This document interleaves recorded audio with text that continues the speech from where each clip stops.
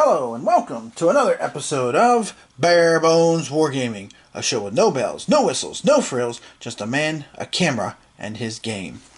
This episode, we are sticking with the Pacific Theater of World War II, taking a look at a game that came out late last year, the World at War magazine, issue number 63, the Central Pacific Campaign, 1943 to 44. Designed by Joe Miranda, of course, from Decision Games, publishers of World at War magazine. Now, this episode is going to be a little bit different because I've been working on this game again. This is my second try at it. And the first time around, things didn't go so well. So what I'm going to do is I'm basically, as always, going to dive in here.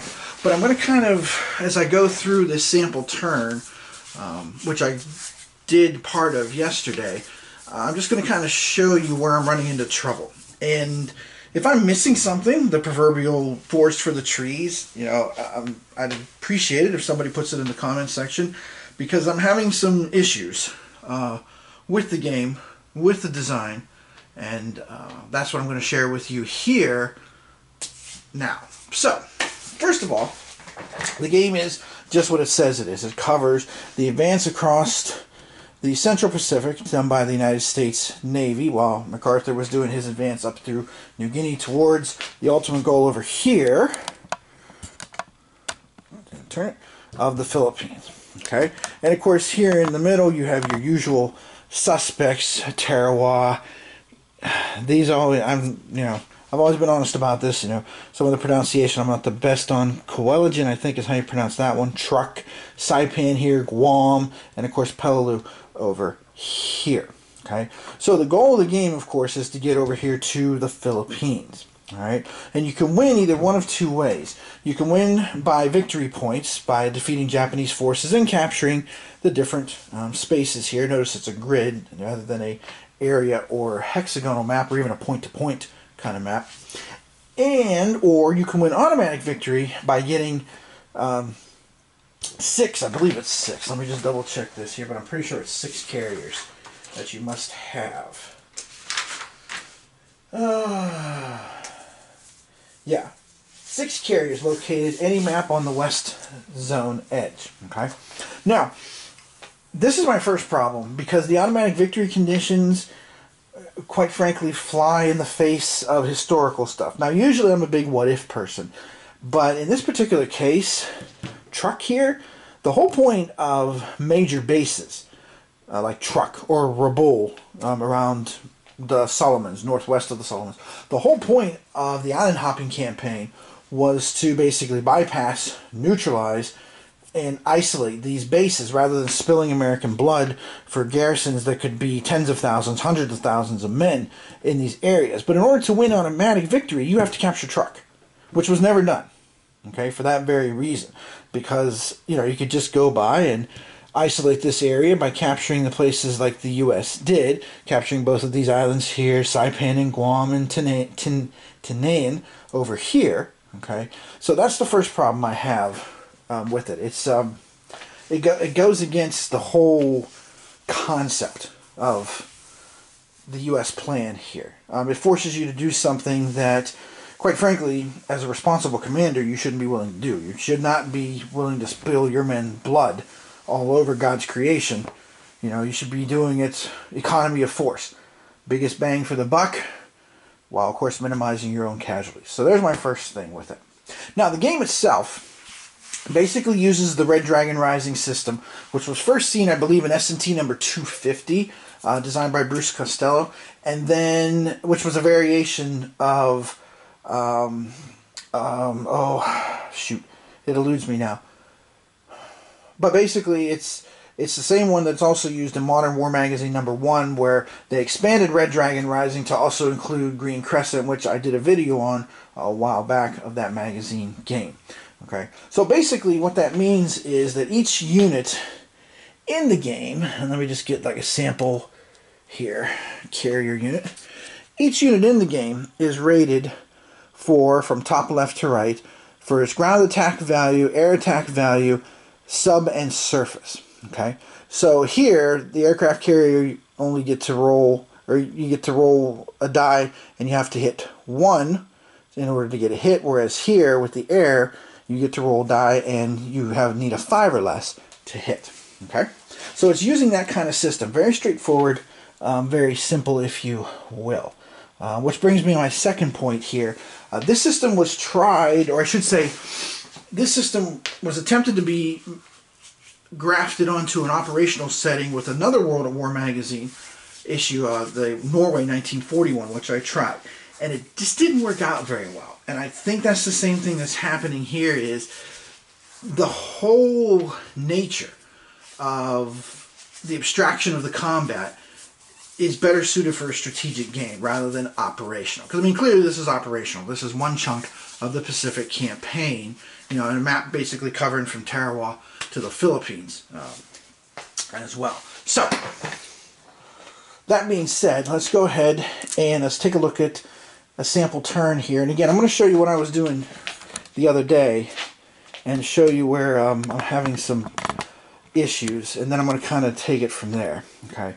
So first of all, the U.S. gets a certain amount of actions each turn.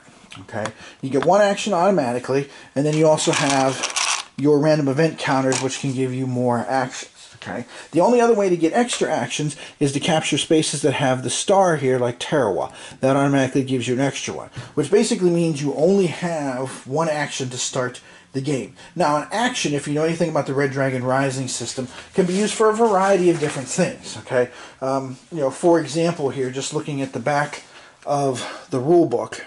Let me see if I can get this mostly in here. Here we go. So, like you can see here, ground actions. You can use a ground force to attack. You can air transport a ground force. You can make an airborne assault. Okay, air actions. You can rebase units. You can use another one. So each one of these costs you an action. So like if I wanted to launch a land-based airstrike on Japanese ground or air units in a land area, I'd have to use this as a separate action. I wouldn't be able to use it as like one big action of, okay, I've got my carriers in a space, and then I can attack as well as, you know, amphibiously assault. No, that's actually, is you can't stack like that, for a lack of a better way to articulate. Okay, so down here you can see I have Task Force A, and the Japanese forces here at the beginning of the game are unknown.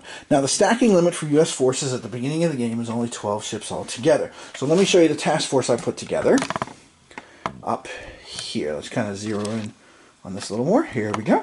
Okay, so to basically try and protect myself from possible Japanese attacks, because the Japanese attacks here, just like the U.S. actions, are determined by counters. You pull with a chip pull thing, which is good. This is a solo design game, and of course chip pull is always very solo friendly. So I wanted to make sure that not only could I invade, but quickly establish bases. So I have some engineer units here. You need the engineer units to build U.S. bases.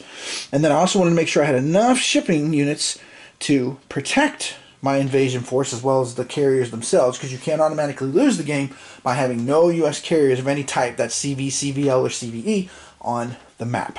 Okay, so I built this force of 12 ships, including 1 follow-up, which maybe I shouldn't have held this off for later, but if you know anything about the Pacific Theater, one thing I've learned over time is that the land-based air was very, very critical to winning the war. That was the whole point of strategically picking islands that the U.S. did, because then you could use those islands and the land-based air established on them to basically wreak havoc with the enemy. I mean, that's the whole point of Guadalcanal and Henderson Field, was if the Japanese got that airfield built, we were going to have trouble. So we basically tried to beat them to the punch. Okay, so this is what I set up here, okay, for that. So I only had 1 action because that's all I had available to me. So let me move you back down here to Tarawa. Whoops, there we go. There's Tarawa. Okay, we'll pull back out slightly here. There we are. All right, so I brought my whole invasion force here. Okay, now with a combined amphibious assault here, all right, I can move the units. Okay, which on my first turn I'd moved them to here, away from Pearl Harbor over here. This is the Hawaiian Islands, Pearl Harbor. And then I moved down here. On my second turn, I'm moving into Tarawa, which I can do with a combined action here, but I can only land 1 infantry division. Okay? So I can't land both of them, which seems a little odd. It says right here, okay, same as naval movement, plus disembark one ground force transferred by amphibs onto an island in the same grid, then conduct an attack against the Japanese area there, okay? So, well, I guess now that I'm reading that a little more carefully, I guess I could have landed 2 into there, okay? I guess I could have landed the 2 divisions into there. So you know what? Let's say that I can. We'll say that I can. Just to kind of show what I'm getting at here. So, I can go ahead and land those guys there, and I'll land the other Marine Division as well. And if you notice here, each side has a box. So let's reveal what the Japanese have here. Okay, so the Japanese, when I reveal this, the Japanese have 3 units here with which they can resist the invasion. Okay, now this is basically ground combat, so I can only use ground factors on this. Now the ground factors, of course, are the left-hand ones here in the corner. So the U.S. infantry units, Marine units here both have 5s, which are good. And you can see the Japanese are much weaker. We've got a 2 and a couple of 1s there as well. The base really can't do anything at all. Okay, but for my ships, all my ships basically only have a combat factor of 1 for that. So when I roll the die, I need to hit a 1. Okay, so the first thing you do is you have to, for any combat, determine tactical superiority. So, roll the dice here, and the Japanese rolled a 6. The U.S. rolled much less than that, as I'll show you here in a second, if I can get them out of the dice tray.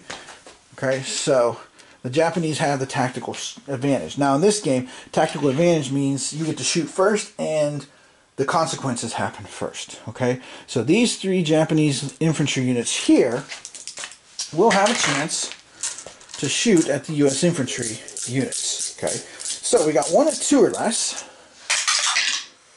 Alright, and then we also have 2 here that need 1s. Okay, so we've got 2 hits actually. Now most units in the game, most land units anyway, are eliminated by 1 hit, but the US will get these guys flipped. Okay, so now they're reduced, both of them, to needing 3 or less. Alright, so now we'll start with the US Marine units here. Okay, well, so we got a 3 and a 5. So we did manage to land 1 shot. So we'll defeat this Japanese force here. That's good. But we still got to get rid of these other 2. Okay? And again, going back up here to my task force display. Okay? Again, if you look at all the ships I have here, we're looking at the left-hand corner for the number. There's only a 1.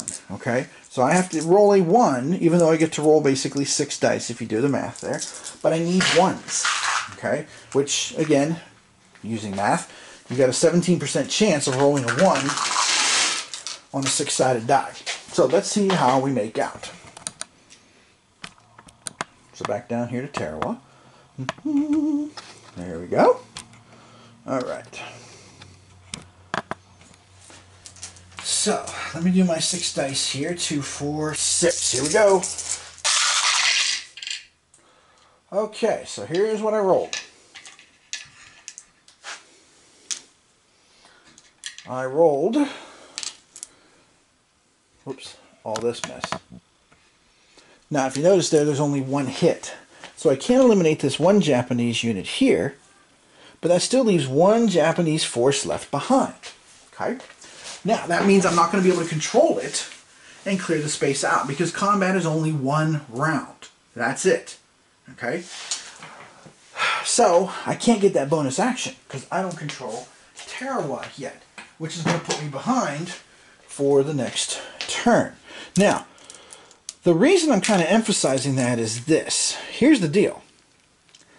You only get 1 round of combat. Okay?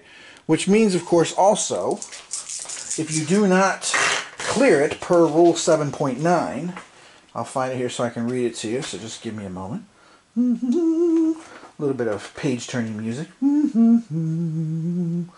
Okay, eliminate all Japanese ground units on a small island. This is a small island. We know this because of the blue dot. Okay, then these guys have to go back to the amphib, so I have to send them back up to here. All right, and I'll have to attack again to try and clear the island. Now, a couple of things. First of all, that really didn't happen in the island hopping campaign. You know, it was a grinding combat, which, I mean, you know, was brutal. If you've played D-Day at Tarawa, you know what that's like, or any of the D-Day ones like that for that matter, Peleliu or Iwo Jima.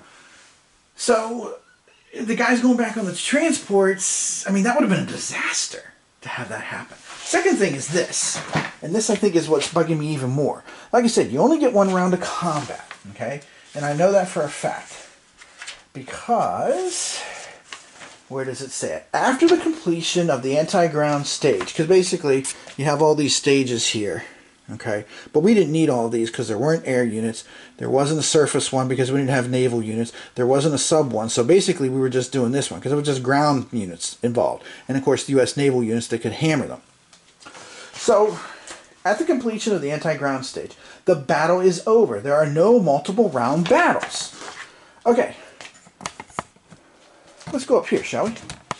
Take a look at the turn record track. The turn record track is monthly. Monthly. 4 weeks. See? Here is October 1943. Here is November. Okay? So actually, I'm sorry, this should be on November because I moved them out in October. Because, of course, Tarawa was the 20th of November, 1943. My point being this. Your sequence of play, your turn, is an entire month. But you only get one round of combat? Really? In an operational game? Now, if this was just a strategic game, yeah, okay, I could buy that. Okay, because, again, we're representing huge forces. You know, if you push somebody out of a space, kind of like the spaces in, if you want to think of it, Blitz, a World in Conflict kind of game. But this is supposed to be an operational game. 4 weeks of time.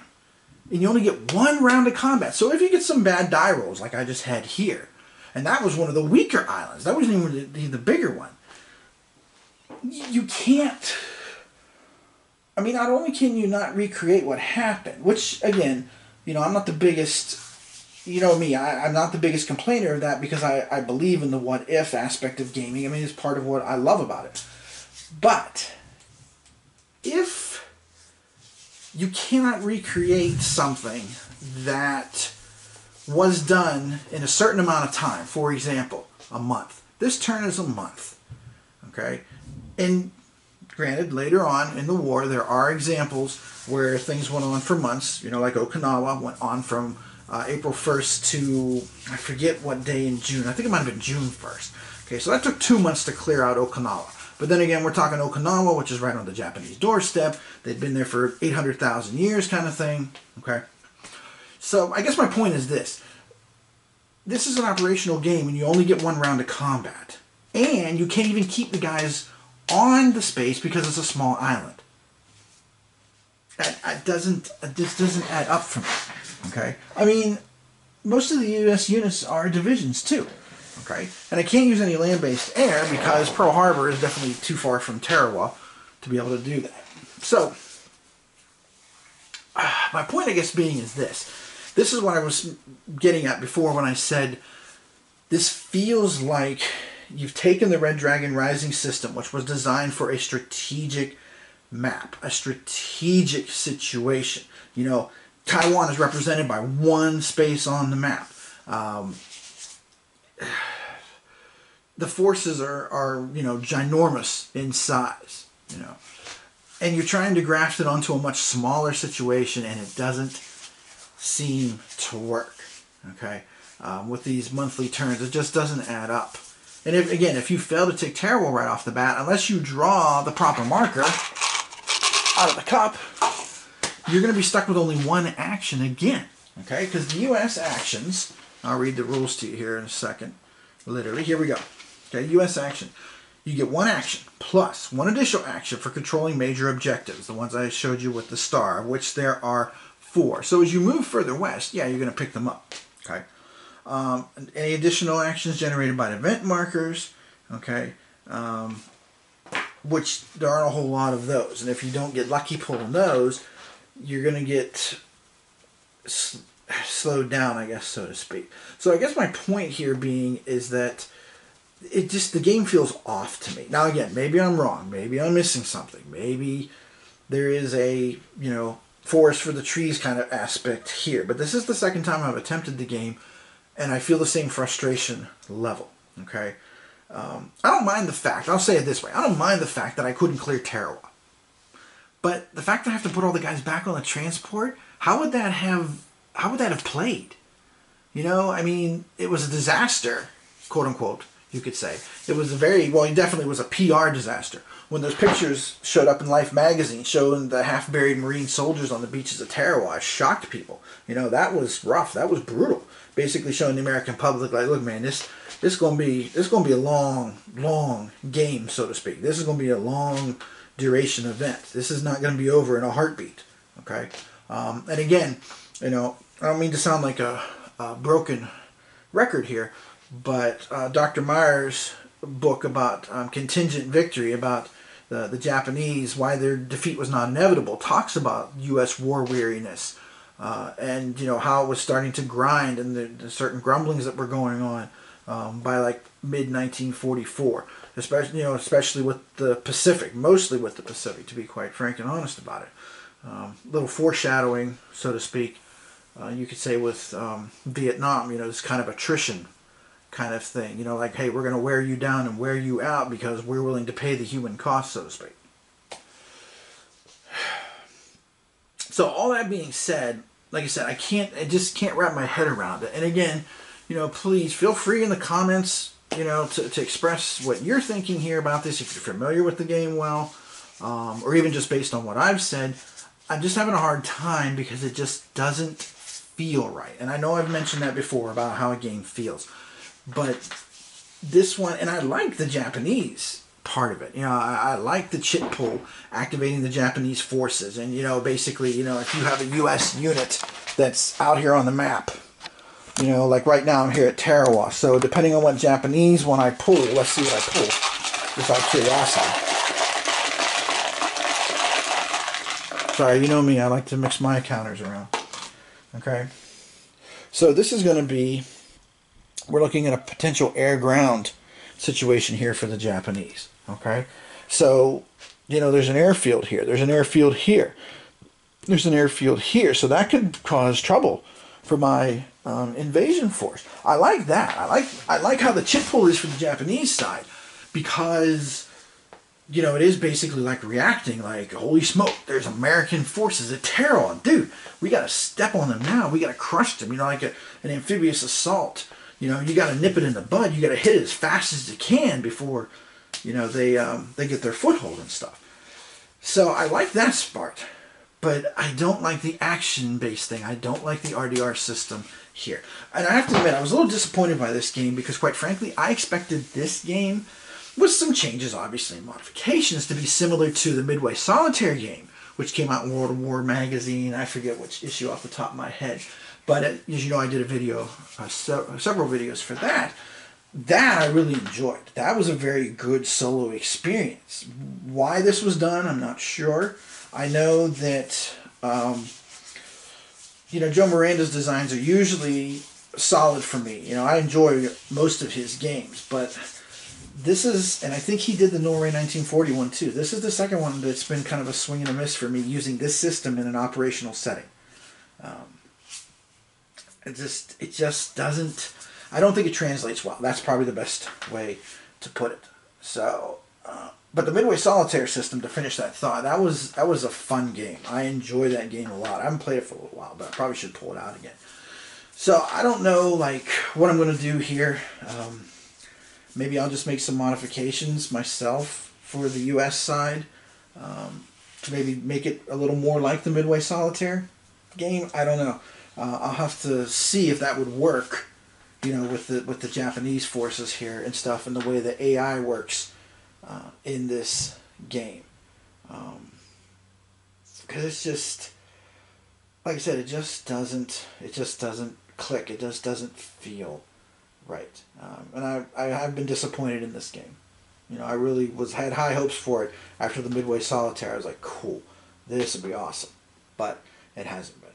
Okay, so that's kind of a short version here, and I guess a critique of the game, not quite a review, because again, I get through a couple of turns, and it's like, you know, I want to grit my teeth and be like, "Argh!"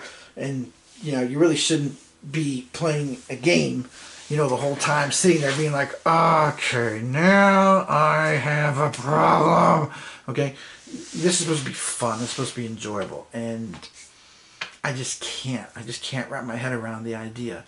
That would have been a PR disaster to have to put those troops back on the transports and be like, whoops, we didn't even get a foothold. Sorry about that. I just can't. Just can't do it. And there isn't smaller. I mean, there are some smaller units here for the U.S., but most of them are division size. So, yeah. See, if a U.S. amphibious invasion fails to eliminate all Japanese ground units on a small island, which I did, I missed this one. Okay, all surviving U.S. invading units re-embark on the amphibious and transported them to the island. And if there are insufficient amphibs, you select excess ground units and eliminate them. That's the end of the invasion. I mean, look. Dot. Most of these, well, how many dots was that? 1, 2, 3, 4. Hold on. 1, 2, 3, 4, 5, 6, 7. 7 of the spaces you need to win this game are small islands like that. And, I mean, you know, here you only got 1 Japanese unit. Same thing over here with some of these. But look at this stack here. That's considered a small island. Look at that. There's what, 4 here? 1, 2, 3. Yeah, there's 4 there. There's a couple here.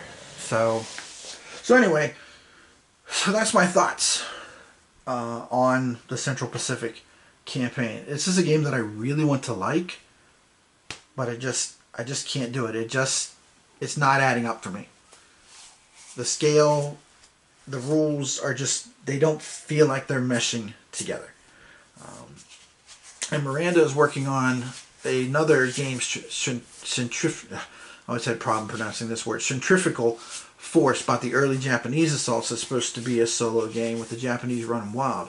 I don't know if it's going to be like this, or it's going to be like Midway Solitaire. I hope it's going to be like Midway Solitaire, but I will say that I will sit back and wait a little bit and see what I can learn. You know, like look at the rules online and stuff, which I'll give credit to Decision Games. They post the rules online pretty quick, so you can kind of see what you're getting into and stuff. But yeah, I'm having a hard time with this game. So again, to kind of sum up this episode here, I feel there's something off in the scale, in the system. I feel there's something off. And again, if I'm missing something, you know, by all means, you know, chime in, because that's part of the point I do this, is to learn, to help, you know, people play games better, or see what the game's like and all that and stuff. So if I'm missing something, you know, that might be something that somebody else might miss. Maybe somebody else already has missed, and, you know, someone else can clear it up.